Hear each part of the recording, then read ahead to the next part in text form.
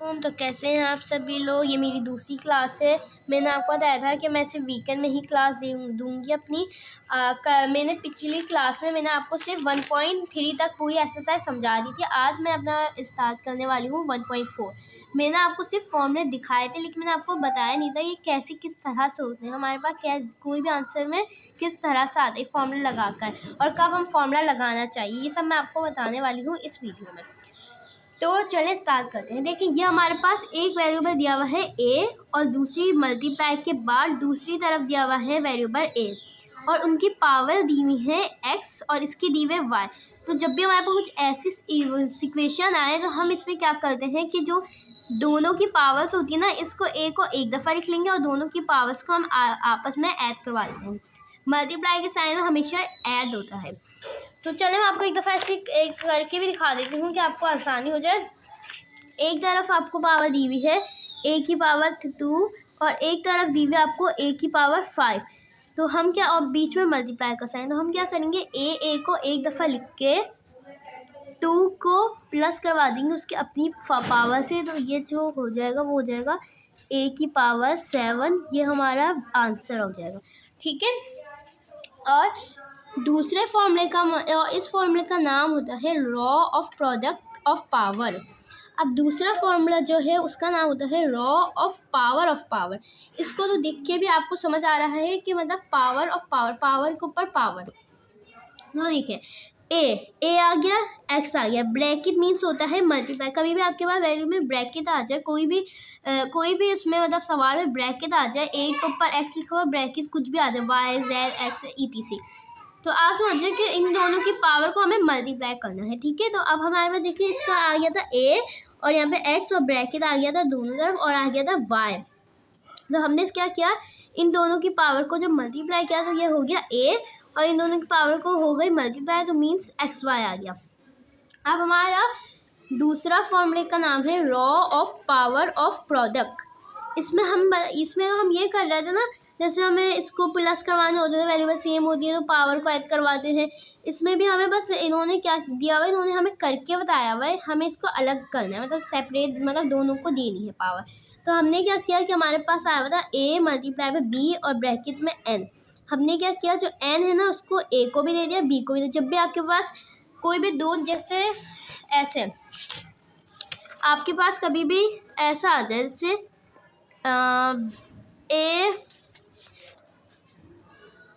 a और multiply में b आ जाए, उसके ऊपर पावर आपके पास आ जाए 2, तो हम क्या करते हैं, जो 2 होते हैं ना उसको a को भी दे देते हैं। ब्रैकेट मीन होता है ये पावर दोनों के पास। अगर आपके पास कभी ऐसा आ जाए a का स्क्वायर आ जाए मल्टीप्लाई में बस ये आ जाए b आ जाए यहाँ पे, तो बस ये जो इसकी पावर है ना, ये इसी की पावर, ये इसके पास है ना, ब्रैकेट के बाहर आ जाए तो समझ जाए ये दोनों के पास जा रही है। हमने इसको दोनों के पास करके लिख दिया, तो ये हो गई मल्टीप्लाई बाय b² आंसर, ठीक है। देखिए, यही मैंने आपको ऐसे समझा चुका है। अब हमारे चौथे फॉर्मूले का नाम है law of power of conscient, ठीक है। मैं आपको उसे भी करके बताती हूँ। हमारे पास नेक्स्ट फॉर्मूला है law of power of conscient.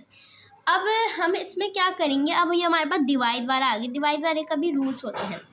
अब देखिए, हमारे पास a लिखा हुआ है, ब्रैकेट में b लिखा हुआ है, a लिखा हुआ है और पॉन में b लिखा हुआ है, और बाहर ब्रैकेट लिख के n आया हुआ। अब मुझे आप ये बता सकते हैं कि n जो है वो क्या होगा, n कैसे इन दोनों के पास जाएगा। मैंने आपको मल्टीप्लाई में यही बताया था, जब भी ब्रैकेट आ जाए, दो वैल्यू के दरमियान ब्रैकेट आ जाए, तो n को हम इसको भी दे देंगे, इसको भी दे देंगे। हमने इसमें भी यही किया, n को इसको भी दिया और इसको भी दिया। This is called answer. अब हमारा नेक्स्ट फॉर्मूला है 5 law of conscient of power, ठीक है। हम इसमें क्या करेंगे कि हमारे पास नेक्स्ट फॉर्मूला है जिसका नाम है law of conscient of power. इसमें हम क्या करेंगे कि इसमें इन्होंने हमें a को भी वैल्यू दी हुई है, डिवाइड में है, मतलब a के पास अपनी वैल्यू है और a के पास अपनी वैल्यू। हम a को क्या करेंगे, हम a की दफ़ा लिख के इन दो, जब भी डिवाइड आ जाए आपके पास वैल्यू के दरमियान, वेरिएबल के दरमियान, तो आप पावर को माइनस करते हैं, और जब भी मल्टीप्लाई आ जाए तो आप पावर को क्या कर देते हैं, प्लस कर देते हैं। तो चलें अब हम अपनी पहले एक्सरसाइज की तरफ चलते हैं। फॉर्मूला लगाएंगे हम इस एक्सरसाइज में, ठीक है। अब हमारा है सिंप्लीफाई द फ्लोइंग। अब हमें इसको सिंप्लीफाई करके बताना है। अब देखें, आपके पास आ रहा है 3/3 और 5 का स्क्वायर। अब मुझे अब मुझे फॉर्मूला देखना होगा कि इस तरह का फॉर्मूला कोई था हमारे पास, हमने देखा तो हमारे पास इस तरह का फॉर्मूला ये रहा, ए की पावर भी उन्होंने दी हुई और बी की पावर भी दी हुई। देखें यही हुआ है 3 3। हमने क्या किया कि हमने 3 3 को एक ही दफ़ा लगाया और 5 और 2 को डिवाइड में हमेशा माइनस में आ जाती है पावर, माइनस क्या तो 3 आ गया। अब 3 3 से क्या होता है 27, तो आगे हमारे पास तो मतलब 3 को 3 दफ़ा पढ़ेंगे तो क्या आ जाता है हमारे पास 27। अभी आपको मैं आगे का भी बताऊंगी जिसमें हम स्क्वायर हमें याद करने पड़ते हैं और क्यूब, हमने स्क्वायर क्यूब का हमें खुद ही देखना पड़ेगा। हमने 3 को ये नहीं कि 3 3 से 9 करवा दिया इन्होंने, ये तो नहीं लिखा है 3 मल्टीप्लाई 3, उन्होंने पावर 3 दी हुई। तो क्या करेंगे 3 को 3 दफ़ा जब हमने करवाया तो 3 3 से 9 और 9 3 से 27 और आगे ये हमारा आंसर। अब आप मुझे बता सकते हैं ये कैसे होगा, ये कोई भी नहीं बता सकता। इसमें हमारा फॉर्मूला लगेगा law of constant of power. देखिए इसमें भी डिवाइड में वैल्यू है, इसमें भी और अपनी अपनी वैल्यू दी हुई है। तो हमने क्या किया सबसे पहले हमने ना 10 को ना हमें इसमें ना तोड़ना है। हम 10 का भी नहीं तो 10 हमारा कभी सॉल्व होगा। हमें ना 10 को जब तोड़ा तो 10 किसके टेबल में आता है 5 2 10। हम टेबल के हिसाब से चलेंगे, सबसे छोटे टेबल के हिसाब से और बड़े टेबल के। छोटे से स्टार्ट करेंगे और अगर छोटे से नहीं आ रहा तो बड़े में जाते जाते मतलब वहीं रोक देंगे, ठीक है। तो आ गया 2 5 10, तो हमने 2 लिखा और 5 हमने पावर दोनों को दी थी। अब देखेंगे ईजी। अब हमने क्या करना है, हमने जैसे में ना डिवाइड वाली शिकल बनाई थी, हमने डिवाइड बनाने के लिए हमने तोड़ा है 10 को। अब हमने क्या किया 2 को जो माइनस करवा दिया उसकी पावर 2 से और 5 को माइनस करवा दिया, 3 को माइनस करवा दिया उसकी पावर 2 से। इधर तो 2 आ गया और इधर क्या बचा 1। अब 2 2 क्या होता है 4 और 5 को ऐसे लिख दिया। अब हमने इन दोनों को अब देखें, अब हमारे पास ये आ गया ना मल्टीप्लाई में। इन्होंने जब भी आपके पास डॉट आ जाए ना कोई भी नंबरों के दरमियान आप समझ जाए कि मल्टीप्लाई, कभी भी आपके पास ब्रैकेट आ जाए आप समझ जाए, कभी भी आपके पास ऐसे दो वैल्यू में ब्रैकेट ऐसे दो वैल्यू में मतलब ऐसा आ जाए 2 ऐसा आ जाए और ये 4 ऐसा आ जाए तो दिस इज़ कॉल्ड मल्टीप्लाई। और जब भी आपके पास 2 और 4 आ जाए दिस इज़ कॉल्ड मल्टीप्लाई। और जब भी आपके पास 2 मल्टीप्लाई बाय 4 आ जाए तो ये भी मल्टीप्लाई का साइन शो करता है, ठीक है। समझ आ चुका है आपको। अब डॉट आ गया ना तो हम समझे कि मल्टीप्लाई, हमने मल्टीप्लाई किया तो 20 आ गया। अब ऐसे ही तीसरा सवाल भी यही है। तीसरे सवाल में भी हमें बहुत ईजी तरीके से सॉल्व करना है। ये जो है ना मैंने ना असल में ना यहाँ पे ना सॉरी इसमें हमें ना बहुत ईजी है। इसमें भी हमारा फॉर्मूला पुट होगा। हमने कौन सा लगा दिया law of constant of power. देखिए डिवाइड में वैल्यू है और अपनी अपनी वैल्यू दी हुई है। अब आप सोचेंगे इधर तो वैल्यू दी हुई नहीं, हम इसे कैसे करेंगे, हम इसको इसका अपना कैसे स्क्वायर मतलब इसको अपने से कैसे मल्टीप्लाई माइनस करवाएंगे, मतलब इसको अपॉन में अपना माइनस मतलब इन दोनों को एक करके माइनस करनी होती है ना ऊपर नीचे वाली वैल्यू को। तो हम ये कैसे करेंगे, जब भी हमारे पास कोई भी नंबर में कुछ भी ना मौजूद हो, कुछ भी नहीं मौजूद हो तो हमेशा वैल्यू जो होती है वो मतलब 1 हो जाती है, वैल्यू नहीं पावर 1 हो जाती है उसकी। अब देखिए हम यहाँ पे कुछ भी नहीं है तो आप सपोज कर लें 1 है। या अभी मैं आपको और भी कॉन्सेप्ट बताऊंगी तो ऐसे ही आपको आगे जा के समझ आएगा। और आपने मेरी डेली क्लासेस ली तो मतलब मैं ना वीकेंड बनाती हूँ क्योंकि मैं भी एक स्टूडेंट ही हूँ मतलब, तो वीकेंड में मेरे पास टाइम नहीं होता तो मैं आप लोग के लिए ख़ास तौर पर बनाती हूँ वीकेंड में टाइम निकाल के, ठीक है। तो चलें मतलब मैं आपको बता देती हूँ। अब ये हमने कॉन्स्टेंट ऑफ पावर 2 को 1 से माइनस करवाया, 3 को 2 से माइनस करवाया, 1 1 बचा, कुछ भी नहीं हुआ, this is called answer. Multiply तो ये हो नहीं सकते, अलग अलग वैल्यू है, अलग अलग नंबर है। अब ये आगे सिंप्लीफाई यूजिंग लॉ ऑफ, ये हमारे बहुत ईजी वाला है। अब हमारे पास ये है, मैंने आपको बताया था। देखिए अब हमारे पास देखिए कौन सा आ रहा है, ये आ रहा है हमारे पास, ऐसी हमारे पास बिल्कुल सॉल्व देखें ये आ रहा है। और इस फॉर्म में इसको देखें और इसको देख लें सेम हो गए। तो हमें क्या करना है इन दोनों की पावर को प्लस एक ही दफ़ा लिख के वैल्यू को और इन दोनों की पावर को प्लस करवाया तो आंसर आ गया 9, यही आंसर। बाकी ये भी बिल्कुल ऐसा है, इसमें भी हमने बिल्कुल प्लस करवा के आंसर आ जाएगा। ये भी बिल्कुल वैसा ही है, माइनस का माइनस है, ये 3 में प्लस हुआ तो ये 5 आ गया। जब भी अब मैं आपको एक बात बताऊँ, जब भी ब्रैकेट के बाहर हमारी पावर इवन में आ जाए, इवन में, तो जो माइनस होता है ना वो खुद ब खुद मूव मतलब वो खुद ब खुद हट जाता है, मतलब वो खुद ब खुद अपनी जगह से चली जाता है। लेकिन अगर पावर कभी भी आपके पास ऑड में आ जाए, यहाँ पे 9 आ जाती ना, तो बस ये माइनस का माइनस रहता। ये हमारे पास क्या आई गई, इवन। इवन कौन सा नंबर होता है, 2 4 6 8 9 8 10 12 14। और ऑड कौन से होते हैं, 1 3 5 7 ऐसे 9, ठीक है। तो अब ये इवन आ गया, इवन आ गया तो हमारी माइनस खुद ब खुद हट गया, बस यही आंसर। अब ये हमारे पास आ गए पावर ऑफ पावर वाले। अब देखिए इसमें भी उस वाले फॉर्मूले में हमने ऐसे ही किया था ना, पावर ऑफ पावर थे। देखिए एक के ऊपर था ये रहा, सॉरी ये रहा, देखिए एक के ऊपर एक्स आ गया, फिर ब्रैकेट में वाई आ गया। इसमें भी यही हुआ, 5 के ऊपर 2 आया और ब्रैकेट में 3 आ गया। मतलब 3 जो है ना ये दोनों का है। मैंने आपको बताया था ब्रैकेट के बाहर जब भी वैल्यू आ जाती है तो दोनों को मान लेते हैं हम इसे। अब हमने क्या किया कि 3 को हमने इसको दे दिया और इसको इसके साथ मल्टीप्लाई करवा दिया, तो ये 6 हो गया और ये 3। आप देखें अब हम इसे मज़ीद सॉल्व नहीं कर सकते क्योंकि यहाँ पे माइनस आ गया और इधर प्लस है। प्लस और माइनस कभी भी सॉल्व नहीं होते, ठीक है। अब हमारे पास नेक्स्ट क्वेश्चन है, ये भी बिल्कुल वैसे ही हमने इसको क्या करवाना है, 3 को इसको भी दे देना है और इसको भी दे देना है। जब हमने दिया तो ये तो मल्टीप्लाई हो गया 2 से और ये 3 का 3 ऐसे ही रहा 4। अब हमने जब मल्टीप्लाई करवाया इन दोनों को 6। अब मैंने आपको क्या बताया था, इवन में हमेशा पावर जो भी होगी माइनस होगी ना, वो खुद ब खुद अपनी जगह से, हाँ मतलब जगह से चली जाती है। तो चली गई वो, और 3 का 3 ऐसे आ गया, 4 की पावर 6 हो गई। This is called answer. मैंने और ठीक है। अब हमारे पास ये आ गई सॉल्यूशन। हमने इसमें क्या किया, बस हमने अब ये भी हमारे पास प्रोडक्ट ऑफ पावर वाला आ गया। सही, हमने एक दफ़ा लिखा, सब की पावर को प्लस में किया तो ये आ गई 10 जब आया तो पावर खुद ब खुद हट गई, ठीक है।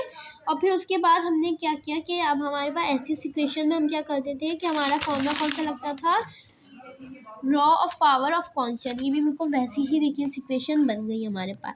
हमने क्या किया कि पावर ऑफ कॉन्स्टेंट में इसको भी दे दिया और डी को भी दे दिया, बस आंसर इसका भी इजी सा। अब ये हमारे पास आ गए, अब ये हमारे पास बिल्कुल ये भी है वैसे ही है। इनकी देखिए अपनी अपनी पावर है, तो इसमें कौन सा लग जाएगा, law of product of power. M की पावर हमने एम की पावर एक जगह 1 थी और एक जगह 5 की। हमने हमेशा सेम वैल्यू पर की पावर को प्लस करते हैं, सही है। वैल्यू बस सेम और पावर ऐड, और वैल्यू बस सेम और डिवाइड में पावर माइनस हो जाती है। ये प्लस हो गई, प्लस वाला था हमारे पास ये। और एन का ये 2 था और दूसरे एन का 3 था, और इसका टी का 4 था और दूसरे टी का 7 है। सबको करा आंसर। ये भी बिल्कुल वैसे ही है, समझाने की ज़रूरत नहीं है, ये आपको आ चुका होगा। अब ये हमारा आगे simplify using the law of exponent. हमें इसमें अपना लॉ ऑफ एक्सपोनेंट लगाना है, जो हमें यूज़ करना है अपना लॉ ऑफ एक्सपोनेंट। अब ये हमारे पास पावर ऑफ पावर वाला आ गया। अब हमने इसमें क्या किया कि 2 में 3 के वो किए 6 आ गया आंसर। इसमें भी क्या किया, 3 में 5 किया तो मतलब ब्रैकेट ये जो होता है ना क्रॉस, मतलब क्या है, पहले हम हमेशा कर्ली ब्रैकेट को सॉल्व करते हैं फिर ब्रैकेट को करते हैं, ठीक है। कर्ली ब्रैकेट को जब सॉल्व किया तो 3 की पावर 5 थी, तो ओके आ गई 15।